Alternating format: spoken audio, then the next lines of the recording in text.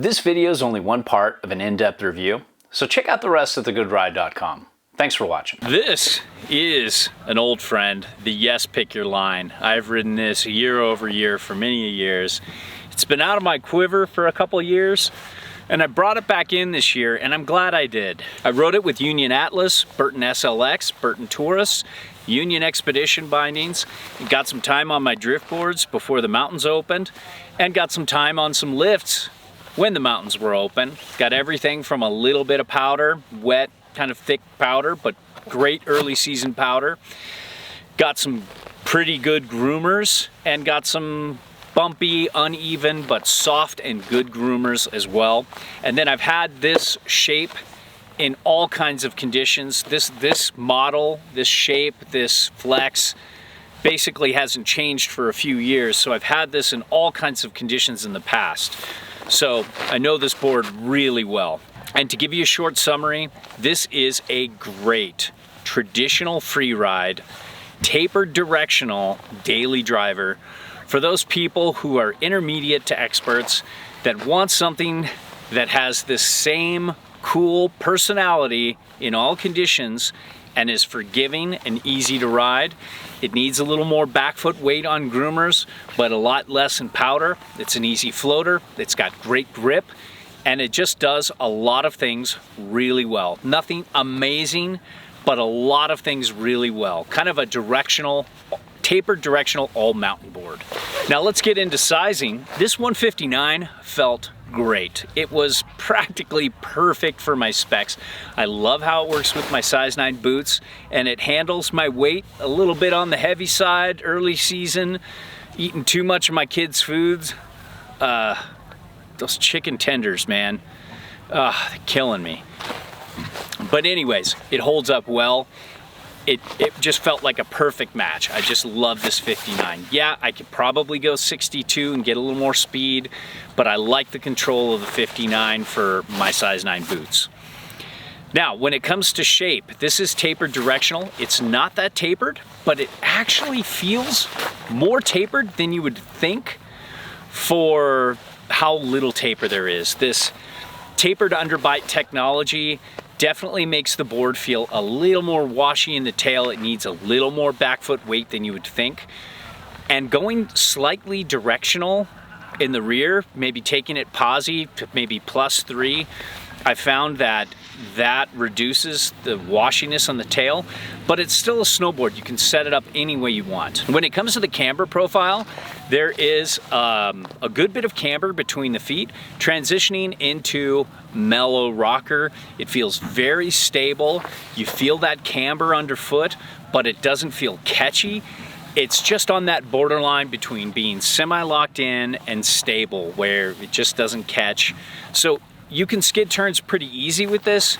You can kind of go hard, but then if you get off your game, it's gonna forgive you usually. I can't say for everybody every time, but it's generally pretty forgiving and has been for me. When it comes to the flex, you've got a pretty stiff nose. Usually it's a little softer in the nose. It feels kind of medium stiff throughout, and I'll flip it over here, kind of show you. It's, you know, medium stiff basically throughout, maybe slightly softer in the nose and tail. But here's the interesting thing. With that early rise in the tip and tail, it's very easy to butter, and I found this and the Libtech BRD in this same day comparison, the last of my few days on this board for a little bit, to be the easiest. This Hometown Hero and GNU Essential Services took a lot more work, but they were doable. This is very easy for how stiff it is. It's not the ultimate in buttering, but it's pretty good. When it comes to pop, this really has good pop. It's not amazing like the Hometown Hero and the Essential Services, but I found that the Libtech BRD and this both had really good spring underfoot, and they're not that far behind. It's very easy to generate your own air, and it tracks really well into a jump, so like that. When it comes to speed, This base is dry. I just did some rub-on wax, but when it's really well waxed, like my old Pick Your Lines and others that I've demoed, it really has good glide. It might not be the fastest of fast, but it's at the top of the class. It's up there with some of the better bases, and I've noticed that in long, flat cat tracks and long traverses out after a powder line, this keeps its speed really well if it's waxed. So that's good. The tip and tail have a little bit of chatter. That rocker makes it chatter a little bit, just a tiny bit of clown shoe effect, but not too much. It's very doable. It can point it. It's got some dampness. It's very good there. When it comes to uneven terrain, this handles all day riding really well. You can basically ride almost any condition with this, and it's really in hard micro bumpy snow. It's not going to send chatter up into your joints. In soft micro bumpy snow, it's going to be great. It can handle weaving in and out of bumps. I mean, it's just a great all day ride. It does everything well in uneven terrain. Edge hold is really good.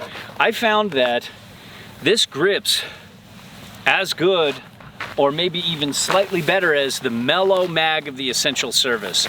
There's full-on mag, the old school full-on aggressive magnetraction. There's like the 0.5 mag, which I think that's the Essential Services there.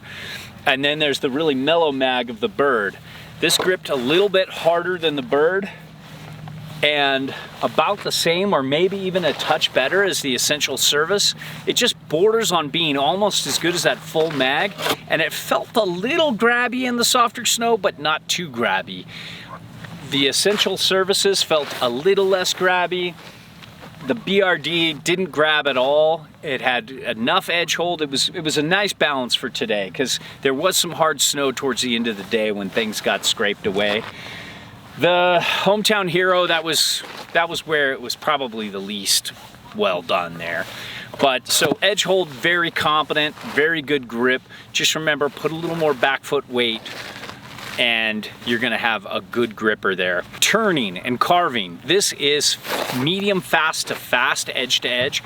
I just love how I can make this turn. I love the way this tapered underbite side cut initiates turns. Just the overall shape of this board, just wherever I want to be, it goes there. Great in the trees. I've had some amazing tree lines with this, and it's a very comfortable board for steep angle tree riding. You always know you're going to be able to get where you need to go when you need to get there. When it comes to carving, in good conditions, the Hometown Hero, and in all conditions, the Essential Service just really springs out of a turn better. That's a more rewarding, powerful carve, but they're more unforgiving. This is still pretty good and kind of almost right there with the BRD. Just a nice board to carve. You can drive hard through the turn. I found though that I like going slightly positive in the rear, like 18 front, +3 back, and it really springs out of a turn better and holds better with less back foot weight, but it's still a great carver. I forgot to talk about powder. I don't know how I could have forgotten with all the days of powder I've had on this particular shape and past models as well. The Yes Pick Your Line doesn't have a lot of setback on board, but it has some taper and it has a good bit of early rise in the nose. And for some reason, it just works really well for how little setback on board it has for a freeride board. And it's just great in the trees. It's got good float. It's a great board for somebody who wants an easy floating board who rides in a lot of steep terrain, but it's also a pretty good low angle powder board. Yeah, it might not be the hero that I thought it was in 2012, but it's still holding its own after all these years against a lot of the newer models out there with a lot more setback on board. So that's really cool. And switch and park, this isn't where this is made to go, but you could ride half pipe with this really well, especially if you don't want to ride switch a lot. Switch is doable, but it's not ideal. It's still fun. I had fun riding switch on it a few times in this last few days of riding it.